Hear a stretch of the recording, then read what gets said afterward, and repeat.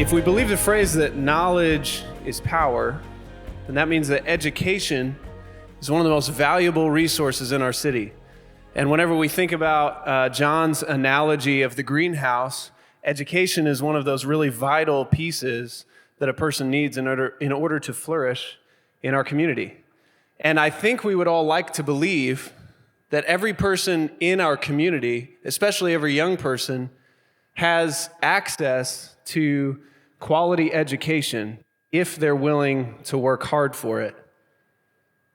In fact, I think a lot of us would maybe think that the difference between a successful student and an unsuccessful student is their willingness to work hard. But the reality is that in our community, there are a lot of other factors that influence the availability of a quality education for a student in our community. And so here to talk to us about that and talk with us about that is Rosen Hood and Joann Hunter. Go ahead and welcome them up to the stage.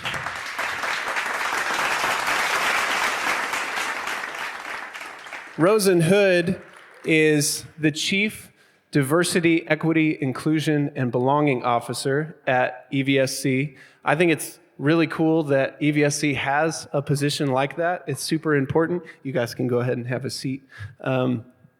And she has over 25 years of experience in public education. She came to Evansville a little over a year ago to help cultivate the community of belonging within Evsc and in our community at large. And then Joann Hunter came to Evansville as a child in the foster care system, and she has over 20 years experience working with individuals and families, doing things like alternative education opportunities and other forms of ministry. And so we're really excited to hear from them today. Thank you guys for being here. Thank you. So I've only gotten to talk with you guys briefly on Zoom, and it didn't take very long for me to recognize the passion that you guys have for kids in Evansville. And I think if there's a quality that I could admire in anybody, I don't know that there's a quality that I'd admire more than somebody being passionate about the kids in our community. So I'm excited for everyone here to get to see that passion and to hear about that. But we're here to talk specifically about education. So maybe to start, I'd love to hear from both of you. Why education specifically? Why is education important to you? And why is it something that you feel passionate about? I am a fourth-generation public educator, so I said I would not go into this field, and here I am.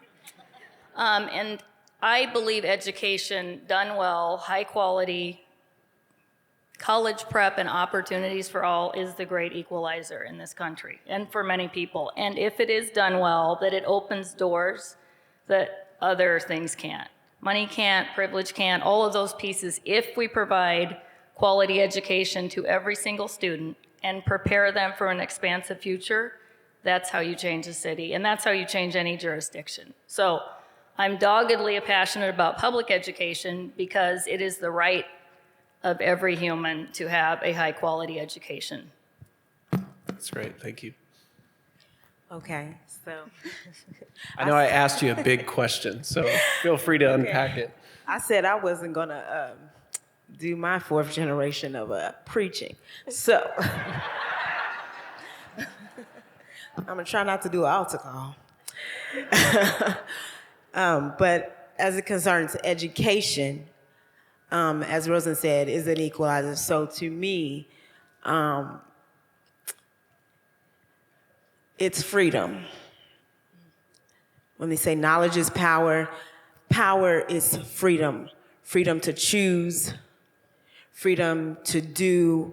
As the kids, they might not say it anymore. You know, do you, boo-boo, you know. They might not say that no more. But that is what education does. It's not just the public education, educating yourself, even when education fails you. It is knowing that you don't have to necessarily take what it is that people are saying is education, you can learn for yourself. If you can't tell, I work for the library. And so education for me is that which I acquire on my own to better myself, and that which I use to better other people, no matter where I am. It's the information that's the power.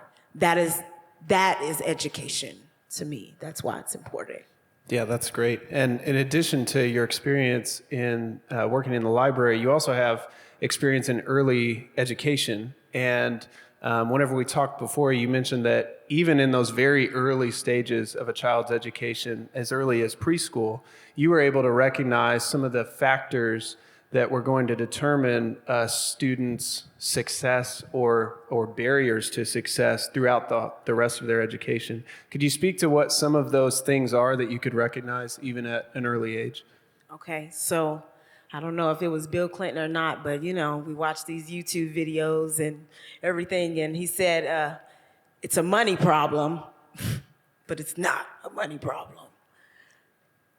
When we don't have the funding to create the experiences that we need, then children aren't able to learn. I know that's hard, but we need the money. So when I worked in Cape Head Start, and you say, oh, we can't order this right now, or we can't get that right now, you pretty much have to do what you have to do to make it work, to make it happen. I know many of us are in nonprofit positions, so we have to make things work with what we have. So in that, let me calm down. In that, it creates barriers for what we can offer. They may not be able to go to the zoo. Their families may not be able to afford these experiences. So if you don't have the experiences, when you get older and they ask you on a test about this animal and this experience and that experience, and you've never even had that experience, you can't even answer the question correctly, let alone be able to pass the test. They aren't even teaching study skills. So not having those simple things that may be done in, let's say, private schools are keeping, our children from being successful. Yeah, that's good. So it sounds like a student's or their family's economic means can be a big factor, especially in early child education, to the access that they have. Are there other factors in a student's life that are going to, kind of separate that group from students who are having those experiences and students who are not having access to those experiences? Not only in early ed, but even I'm a high school person. Yeah. Even though I'm part of K-12, I am a high school person. They are my favorite human beings, high schoolers. Even at high school, right? Takes a special kind of person to say that. Oh, man, absolutely. So, God bless Those are you the real people. They tell it just like it is. That's right. Every day. Even those experiences, if you do not have access to private music lessons, to club sports, to tutoring, that we as a community could create opportunities that would absolutely make a significant difference. But these outside opportunities that parents and families that have the ability to pay and the knowledge about how to navigate the path and do school are automatically at an advantage. So one of my way before I came here, one of my primary priorities as an educator was to ensure that students, which is most students, if we look nationally, that did not have those opportunities were allowed to enhance their experiences without cost, without all of the things that go into those activities. Driving to and there, way beyond the money, takes up all your weekend, all of these other factors. Right, combined with, that's what makes school meaningful to people. Absolutely the academic part. I am an academic person. Like, we have to be doing school and be doing rigorous, challenging academics. That's why we're here, to prepare people. But beyond that, the comprehensive setting is about making available to all students. And we have to look as public school systems at what do we put in the way that makes that inaccessible. Do we have practice in the middle of the day in the summertime and nobody can get there unless you have someone to drive you? Are our schools accessible to our families? Can a family easily get to that school to meet with a teacher, to attend an after-school activity, to go to back-to-school night? Or is it too far a distance, or transportation's an issue? So all of those things over and over again make the playing field absolutely not only unlevel, they aren't even on the same field. They aren't even on the same playing field, and they do not have the same opportunities. So constantly looking, how do we access rigorous curriculum? How do we determine who's in honors and AP classes? Do we have those available at every single school? That's up to us. That is not about the students that attend there. I say time and time again, students do not pick who they live with or where they grow up. So we are responsible for making that situation equitable and meaningful, even if it means from when they come to us to when they go home at night. That situation can have equity. That can be grounded in inclusivity and belonging, right? We can't always affect change beyond that, but we can do enough internally, they're with us more than they're home, to make it a far more equitable situation. Yeah, that's good. As you were talking about that, I was thinking even something as small or that many of us would take for granted, like transportation and having 2 cars instead of 1, and somebody being able to no cars. Yeah. So I want to ask for students who don't have those valuable experiences that you're talking about from a very early age. They're facing all these barriers. These other things just aren't an option for whatever reason. What ends up happening to those students during their educational journey, and then even beyond that? What's kind of the trajectory that preschooler is on whenever you see really early on they don't have this additional support, they don't have these additional resources that they need?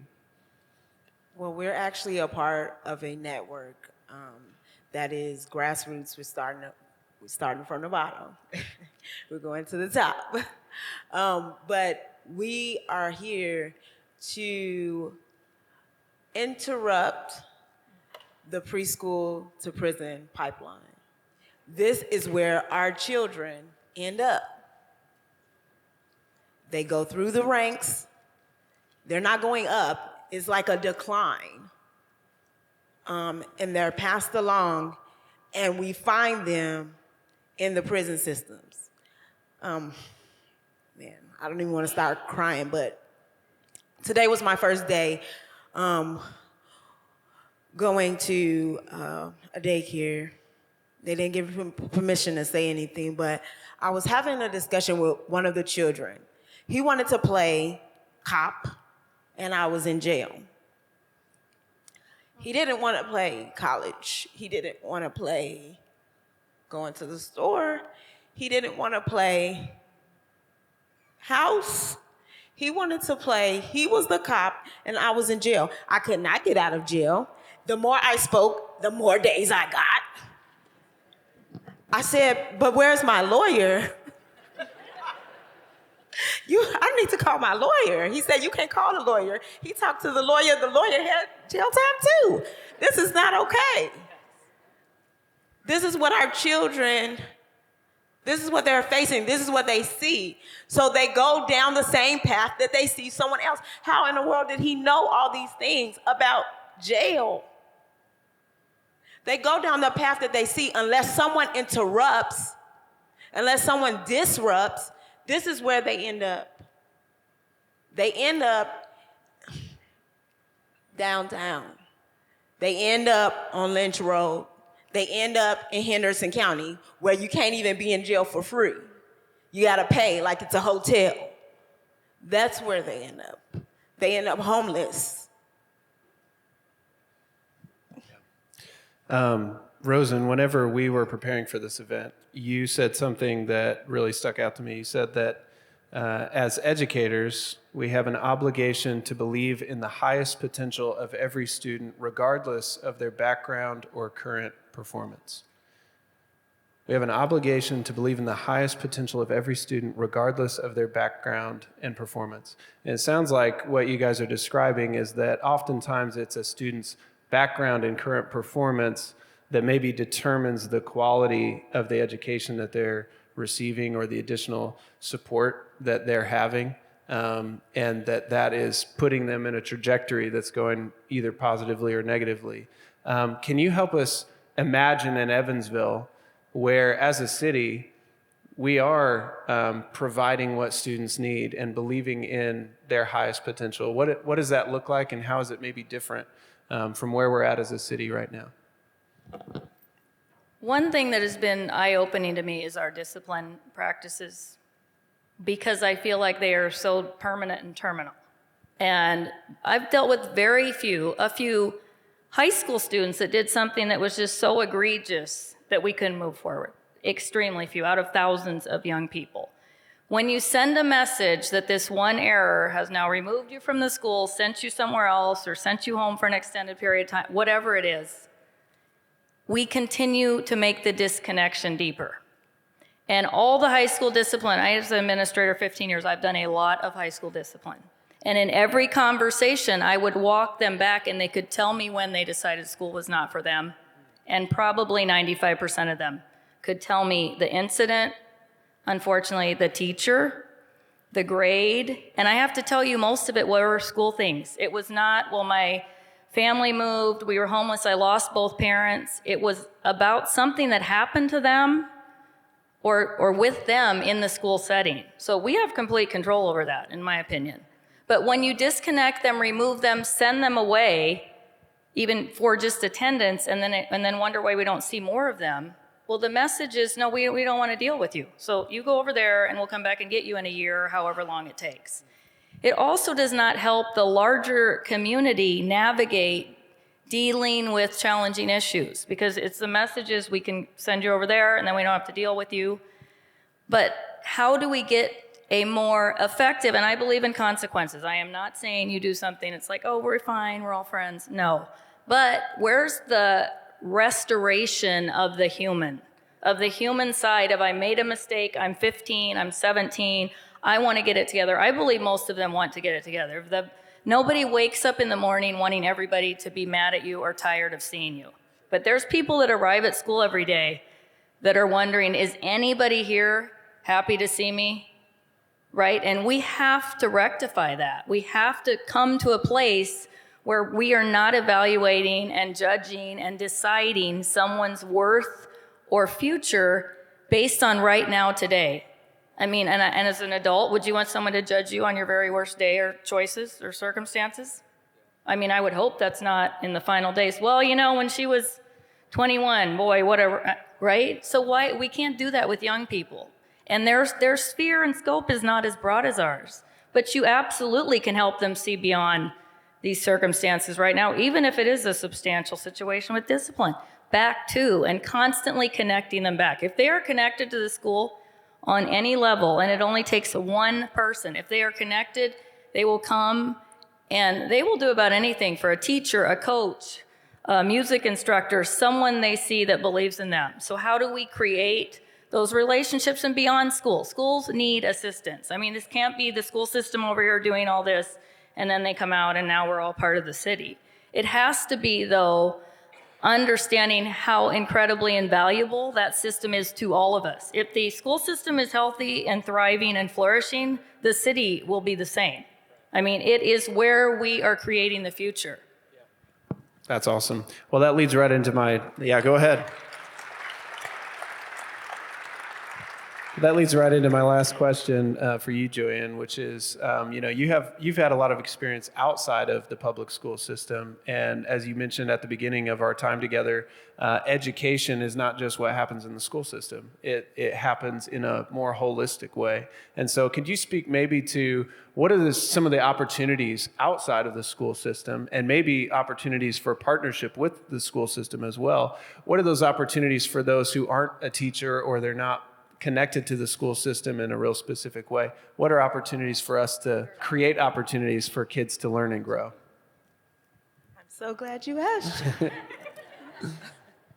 Because this is the piece where we all want to know, okay, we hear this, we heard all the problems, we know all the problems. I'm sure everybody in here knows something. We all discussed what was wrong, but what can we do on lower levels every day to help? So mentor someone. Please take the time to introduce yourself to someone outside of your comfort zone, someone outside of your economic status, someone outside of your race. That is really important here, I feel. I come from a very segregated place, Chicago. So for me to live in Chicago and then go to Hyde Park, where the only color they see is green, and then move here, I need the diversity that we have to begin to come together and begin to reach down. We talk about, in Ann Howard, the children, we talk about dirty places, the places that no one wants to go, the places that no one wants to deal with, the people that no one wants to touch. You want to touch them from far away. You want to say, oh, we'll donate money to this, but we won't spend any of our time. We really need to spend time. We need the money. I said that. But we really need to spend time with these young people, and the continuity of care. Thank you, Cape. The continuity of care is what we need. So we don't need to say, oh, I'm going to mentor you while you're in 3rd grade. I'm going to come into your life and I'm going to drop off a little bit of knowledge and then I'm going to run away. No, we need continuity of care that goes from birth all the way, seeing them through. College, military, whatever it is that they decide to do with their lives, we need to get one. Just find one. One. I would even venture to say, even if it is your own child, because sometimes as parents, we don't exactly even see what's going on in our own home. That would help the community as well. If we would take the time to make the choice. Thank you, Austin. Make the choice to be parents. Make the choice to start where we are, use what we have, do what we can to mentor a child, to tutor a child, to go to the hundreds. Oh my God, this place has so many organizations. They cannot fit on a flyer, a single flyer. Let's not fight anymore. Let's not compete anymore. Find your niche or your niche, whatever we want to call it, and get in there. And then help somebody else. If you got spoons, we need spoons, give us the spoons. It's simple. Love your neighbor as yourself on a personal level and then on a global level. That's all I have to say. That's awesome. Do you have anything you want to add? Just what she said, for young people to have experiences beyond go to school, come home, go to work, take care of siblings, do those pieces. We as a community can provide, I believe, far more experiences and opportunities. That is what is the difference maker, and that is what also levels out some of the financial and personal imbalance. Without cost. Right. Without So cost. if you are in industry, if you are in a business, how do we set up so students can tour, so students can do an internship, so they actually, our young people can understand, oh, this is a career opportunity. They have to see the possibility, and how do you dream about what you've never seen? Right? You cannot. And I'm going to say, I mean, we are in a time of great reckoning if we choose to answer to it. I fervently believe that. This is no different than years ago. I think as a nation, we are in a time where we must decide, are we going to act? Or are you going to be a bystander? And that's really, and bystander is no different than doing whatever the dirty deeds are, to be honest. But are you going to stand up for what we need to do to move humanity forward? We have to make an intentional decision. I love it. Sounds like there's a different pipeline being built in Evansville, and I'm excited about it. Why don't you give these two a hand?